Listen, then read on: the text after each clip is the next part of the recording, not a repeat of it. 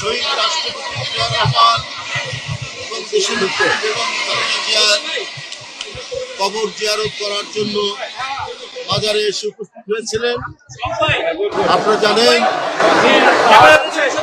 দেশের নেত্রী বেগম খালেদা জিয়া 4.5 দশকের এক অনবদ্য রাজনৈতিক প্রতিষ্ঠান, যিনি গোটা জাতিকে উদ্বুদ্ধ করেছেন, প্রেরণায় উদ্দীপ্ত করেছেন, গোটা জাতিকে জাগিয়েছেন কিভাবে স্বৈরাচারী, স্বেচ্ছাচারী, ফ্যাসিবাদী দুঃশাসনের মুখে গণতন্ত্রের জন্য লড়াই করতে হয়, কি করে জনগণের পাশে থাকতে হয় এবং অনেক দুঃখ, সংকট, চাপ, হুমকির মুখেও জনগণকে ছেড়ে না যাওয়ার যে দৃষ্টান্ত, সেটা দেশনেত্রী বেগম খালেদা জিয়া তিনি দেখিয়েছেন। বন্ধুরা, সেই মহিষী নেত্রী, তার বিরুদ্ধে মিথ্যা মামলা দিয়ে, সাজা দিয়ে কারাগারে প্রেরণ করেছিল ফ্যাসিস্টরা। আপনারা দেখেছেন পায়ে হেঁটে তিনি কারাগারের মধ্যে গিয়েছিলেন, কিন্তু সেই কারাগারের মধ্যেই চক্রান্ত হয়েছে, ষড়যন্ত্র হয়েছে, তার চিকিৎসা দিতে দেওয়া হয়নি, তার ভুল চিকিৎসা দেওয়া হয়েছে ইচ্ছাকৃতভাবে, এবং তার খাওয়া এবং অন্যান্য কিছুতেই সন্দেহ রয়ে গেছে। কেন এই নেত্রী তিলে তিলে ধীরে ধীরে মৃত্যুর মুখে পতিত হলেন? এটা গোটা জাতির কাছে একটি বড় প্রশ্ন। গোটা জাতি আজকে এই প্রশ্ন করছে, যে নেত্রীকে আমরা পায়ে হেঁটে কারাগারের ভিতরে যেতে দেখলাম, সেই নেত্রী হুইল চেয়ারে করে বের হলেন, সেই নেত্রী দিনের পর দিন হাসপাতালে থাকতে হবে। কেন? এর মধ্যে অশুভ কারসাজি, এর মধ্যে দেশনেত্রী বেগম জিয়াকে পৃথিবী থেকে সরিয়ে দেওয়ার সকল চক্রান্ত হয়েছে।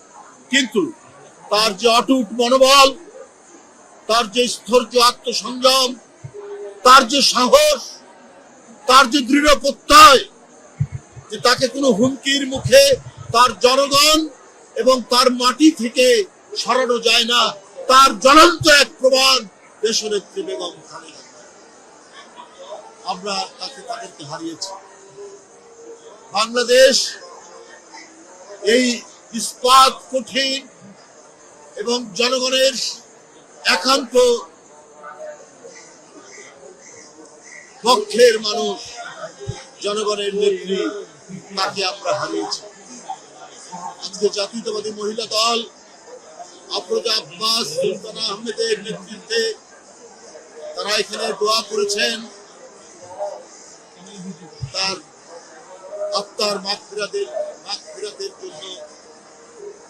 গোটা জাতি যেখানে কাঁদছে, গোটা জাতির চোখ দিয়ে যখন অশ্রু ঝরছে, তখন আমরা আর কি বলব? কেন এটি হয়েছে? কেন পরশুদিন সারা ঢাকা শহর মানুষের জনস্রোত, জানাজায় আসার যে দৃশ্য আমরা দেখেছি, এটি তো অভূতপূর্ব। আল্লাহ তাকে মহিমান্বিত করেছেন, গৌরবান্বিত করেছেন, জনগণের নেত্রী, গণতন্ত্রের নেত্রী, মানব কল্যাণের নেত্রী। তার বিরুদ্ধে কত কুরুচিপূর্ণ কথা বলা হয়েছে, কত ধরনের তার বিরুদ্ধে নোংরা কথা বলা হয়েছে, কিন্তু তার আত্মসংযমের মধ্যে, তার সজ্জন এবং সুরুচিপূর্ণ কথার মধ্যে দিয়ে তিনি প্রমাণ করেছেন, যারা কুরুচিপূর্ণ কথা বলে তারা জনগণ থেকে ধিক্কৃত হয়, আর যারা সৌজন্য বোধ প্রিয়, যারা হাজার আক্রমণের মুখেও, হাজার বাজে কথা বলার পরেও যিনি একটি মাত্র শব্দ, খারাপ শব্দ, বাজে শব্দ যিনি উচ্চারণ করে না, তাকেই তো আল্লাহ মহিমান্বিত করেন। আজকে দেখো, পরশুদিন থেকে জনতার ঢল নেমেছে, সারা বাংলাদেশের মানুষ আসছে, দোয়া করছে দেশের নেত্রী বেগম খালেদা জিয়া। তাই বন্ধুরা আমার, আমি শুধু এইটুকু কথাই বলতে চাই, জাতীয়তাবাদী মহিলা দল আজকে তারা দোয়া করেছেন শ্রদ্ধা জানিয়েছেন। এই জাতীয়তাবাদী মহিলা দলকে তিনি খুবই ভালোবাসতেন, তার হাত দিয়েই তৈরি। এখানে যে নেতৃত্ব দাঁড়িয়ে আছে সবই তার তৈরি। তাই বন্ধুরা আমার, বেগম খালেদা জিয়া যে আদর্শ, যে নৈতিকতা, যে অঙ্গীকার জনগণের কাছে দিয়েছিলেন, তার যে রেখে যাওয়া আদর্শ, সেই আদর্শ এত উঁচু মাত্রার নৈতিক বৈশিষ্ট্য ধারণ করে আমরা সেই পথ ধরে, তার দেখানো পথ ধরেই আমরা এগিয়ে যাব। জাতীয়তাবাদী মহিলা দল এগিয়ে যাবে, বিএনপি এগিয়ে যাবে, সকল অঙ্গ সংগঠন এবং এদেশের জাতীয়তাবাদী শক্তি এগিয়ে যাবে। তার দেখানো পথ দিয়ে এগিয়ে গেলেই আমরা গণতন্ত্র সমুন্নত রাখতে পারবো, আমরা দেশের পতাকাকে ধরে রাখতে পারবো, স্বাধীনতাকে ধরে রাখতে পারবো, সার্বভৌমত্বকে ধরে রাখতে পারবো।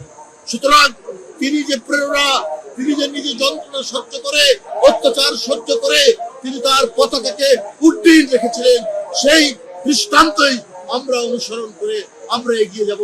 এবং তার জ্যেষ্ঠ পুত্র বিএনপির ভারপ্রাপ্ত চেয়ারম্যান জনাব তারেক রহমান, তার যে পতাকা তিনি হাতে নিয়েছেন, তার মায়ের প্রদর্শিত পথ ধরে তিনি এগিয়ে নিয়ে যাবেন এই দেশকে নতুন সম্ভাবনার দিকে, নতুন দিগন্তের দিকে। আমরা সেই দিগন্তের দিকে এগিয়ে যাব, যার জন্য প্রায় 40-45 বছর, 46 বছর লড়াই করে গেছেন, নিরন্তর লড়াই করে গেছেন, নিরন্তর সংগ্রাম করে গেছেন বেগম খালেদা জিয়া। আপনাদের সকলকে ধন্যবাদ।